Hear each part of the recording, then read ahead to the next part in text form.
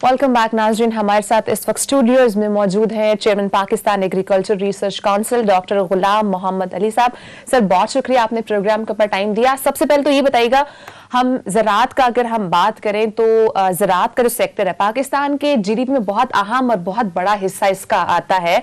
लेकिन अगर हम ओवरऑल अगर रीजन को पाकिस्तान के साथ कंपेयर करें तो हम देखते हैं कारकर्दगी का बहरान है, जिद्दत में हम देखते हैं एडवांसमेंट उस तरह से नहीं है। तो आप क्या समझते हैं ओवरऑल अगर हम इस सेक्टर को देखें तो क्या मेजर ऐसे चैलेंजेस हैं जो हमारे एग्रीकल्चर सेक्टर में हम देख रहे हैं? शुक्रिया मारिया, आपने आज मुझे यहाँ पे बुलाया और जो हमारा बहुत बड़ा एक मेजर जो सेक्टर है एग्रीकल्चर, जो कि हमारा फूड सिक्योर करता है, उसके ऊपर हम बात करेंगे। मेजर जो चैलेंजेस हैं, देखिए एक तो ये है कि हमारी अर्बनाइजेशन हो रही है और बहुत सारी हमारी जो लैंड है, जो प्रोडक्टिव एग्रीकल्चर लैंड है, वो यूटिलाइज हो रही है कॉलोनीज़ में और डिफरेंट जो टाउन्स बन रहे हैं और हाउसिंग में, और दूसरी हमारी जो है ये पॉपुलेशन इंक्रीज हो रही। बिल्कुल। और इसको हमने किस तरह से एड्रेस करना है, तो ज़रूरत इस बात की है कि जो जैसे आपने बात की कि जो हमारे नेबर कंट्रीज़ हैं या जितने भी एडवांस कंट्रीज़ हैं उनके पार कैसे जाया जा सकता है। तो उसके लिए आपको हमें ज़रूरत ये है कि एक तो ये है कि रिसर्च को हम अपनी स्ट्रेंथन करें। देखिए इस सारी दुनिया ने अगर तरक्की की है, रिसर्च साइंस और टेक्नोलॉजी से सारी एडवांसमेंट आई हैं, और तो ये इसमें इस सेक्टर में भी हमें रिसर्च के ऊपर फोकस करना पड़ेगा। और दूसरी बात यह है कि जो न्यू टेक्नोलॉजीज़ और जैसे मैकेनाइजेशन है वो उनको हम इस्तेमाल करें अपने इस एग्रीकल्चर सेक्टर में। उसको मैं आपको इस तरह से भी एग्जांपल देता हूँ कि मैकेनाइज जैसे हम फार्मिंग करते हैं, उसको सारी जो लेबर इंटेंसिव और बाकी जितने भी हमारे इश्यूज हैं उसको हम मशीनरी के साथ अगर एड्रेस करें और फार्मर उसको टाइमली, और जो जैसे सीड की हम बात करते हैं, जो सीड वैराइटल डेवलपमेंट आपने करनी, तो वो पुराने तरीके जो कन्वेंशनल तरीक़ों से हम वैरायटी अपनी डेवलप कर रहे हैं। तो जिस तरह से दुनिया ने एडवांस टेक्नोलॉजी, जैसे हम बात कर रहे थे कि जीनोमिक्स बेस और डीएनए बेस जो टेक्नोलॉजीज़ हैं, उसके साथ हम वैरायटीज़ को वैरायटी को डेवलप करें और वो पिरामिड करें, वो ट्रेड्स जो इन्वायरमेंट फ्रेंडली हो, ड्राउट टॉलरेंट हो। 1-1.5 दहाई से ज़्यादा अरसा हो चुका है हम ये सुनते हैं कि ज़री यूनिवर्सिटियाँ या यूनिवर्सिटीज़ के अंदर एग्रीकल्चर डिपार्टमेंट बने, लोग यहाँ से डॉक्टरेट तक कर रहे हैं, लेकिन तहकीक कहाँ हो रही है, कहाँ तहकीक नज़र आ रही है, ज़राअत में उनका कंट्रीब्यूशन कहाँ नज़र आ रहा है? क्या वो जो थीसिस करके रैक में रख दिए जाते हैं, हमें तो कहीं नज़र नहीं आ रहा। क्या कोई पाकिस्तानी इंजीनियर्स, पाकिस्तानी साइंटिस्ट कोई ज़राअत के हवाले से गुज़श्ता कोई 1 दहाई में कोई बड़ी कामयाबी मिली है? कोई ऐसा बीज जो है वो तैयार कर लिया हो जिससे कोई पैदावार बढ़ जाए, कोई बीमारी जो है फसल की वो खत्म हो जाए, कोई ऐसी डेवलपमेंट है? देखिए इस चीज़ को आप ना बिल्कुल हम रूल आउट नहीं कर सकते। वो इस तरह से कि मैं आपको बताऊं कि जो हमने बात कर रहे थे कि हमारी पॉपुलेशन भी इंक्रीज़ हुई, हमारी लैंड भी श्रिंक हुई, और फिर भी ये साइंटिस्ट और रिसर्चर ने कुछ काम किया है तो हम पूरी कौम को फीड कर रहे हैं। और एक तो अल्लाह ताला की तरफ से ये हमारा जो मुल्क है ना पाकिस्तान, ये अल्लाह ताला की तरफ से एक ब्लेसिंग है आपके पास कि हमारे पास same time different environmental condition है। गिलगित बल्तिस्तान से लेके देख लें, आप ग्वादर तक चले जाएं तो पास पहाड़ हैं, फिर वैलीज़ हैं, फिर प्लेन है, फिर माउंटेन्स और डेजर्ट है, कोस्टल एरिया है। तो आपको डिफरेंट जब टेम्परेचर हैं उसमें आप हर तरह की जो वो ग्रो कर सकते हैं। कोई ऐसी चीज़ नहीं है जिसको मैं समझता हूँ कि पाकिस्तान में आप ना ग्रो सके। न्यू इंट्रोडक्शन हम कर रहे हैं, जिस तरह से आप बात कर रहे थे, जो एवोकाडो को हमने इस पोठवार रीजन में वो ग्रो किया, बहुत अच्छी ज़बरदस्त उसने फ्रूट। फिर जैतून को हम लेके आए हैं, और चेरी आप जो है वो, और फिर स्ट्रॉबेरी देखें कि अगर मुझे याद है कि जब मैं यहाँ पे शुरू में आया था तो स्ट्रॉबेरी बाहर से आती थी, अब रेडियो पे हम दे रहे हैं। तो ये सारी साइंटिस्ट और जो रिसर्चर की یہ ایک کوشش ہے کہ جس کی وجہ سے ایک بہت بڑا اہم فیکٹر جو آپ نے خود پوائنٹ آؤٹ کیا ہے, اس دن ہم نے چیمہ صاحب سے بھی پوچھا تھا, وہ ہے پاپولیشن کا. کیا اس کو کنٹرول کرنے کے لیے آپ کے ادارے نے کوئی سٹیپس لیے ہیں, کیونکہ وہ بہت بڑے لیول پہ بڑھ رہی ہے اور اس کو فیڈ اپ کرنے کے لیے ہمارے پاس اس طرح سے زراعت کا جو سیکٹر ہے وہ فیڈ نہیں کر پا رہا ہے. ہم نے دیکھے یہ جو آپ نے بات کی کہ پاپولیشن کو کنٹرول کرنا تو ہمارا کام نہیں ہے, ہم تو agriculture research, Pakistan agriculture research council, ہمارا کام یہ ہے کہ ہم پر یونٹ ایریا جو بھی کوئی کراپ گرو کریں اس کی جو ییلڈ کو بڑھائیں, اور اسی پہ ہم کام کر رہے ہیں. جب جیسے ریسنٹلی ہم نے جو رائس کی جو گرین سپر رائس کے حوالے سے ہم نے خود کام کیا, میں نے جو جینوم بیسڈ ورائٹل ڈیولپمنٹ ہم نے کی, تو جو پہلے 40-50 جو من ہم لیتے تھے پر ایکڑ, اور یہ جو ورائٹیز ہیں 100 سے 110, اور یہی میں بات کر رہا ہوں کہ یہ جو ڈی این اے بیسڈ ٹیکنالوجیز ہیں یا اس ورائٹل ڈیولپمنٹ پہ ہم اس طرح سے جائیں, ہائیبرڈ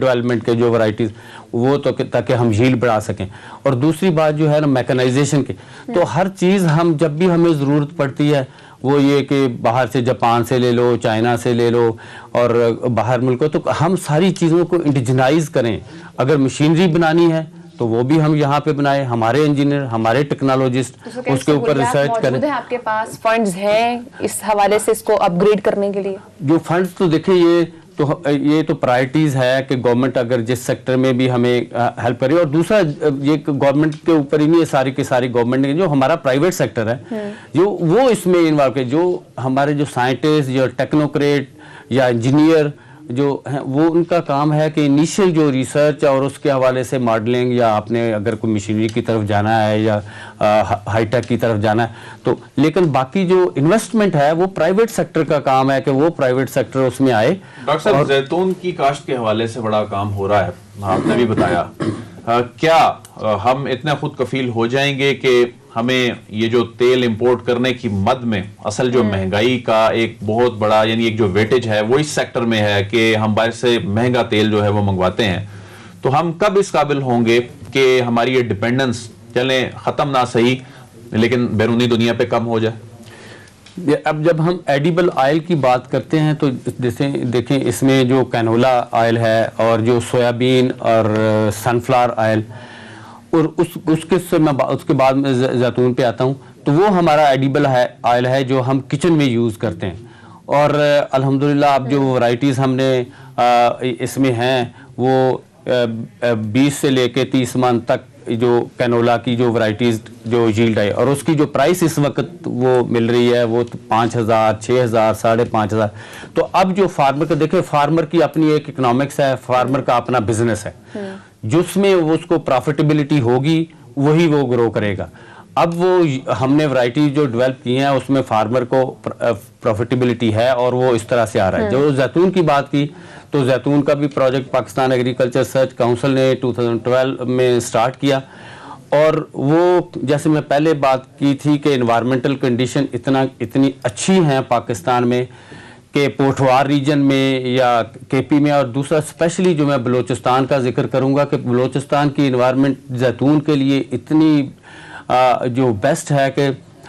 جو نارملی ہم اس سے ایکسٹریکشن آتی ہے جو آئل کی زیتون کی وہ 20% 17 سے 20% تک وہ آتی, لیکن وہاں کے کچھ علاقوں میں اتنی آئی ہے کہ 29% تک ہم نے ریکارڈ کی. اور یہی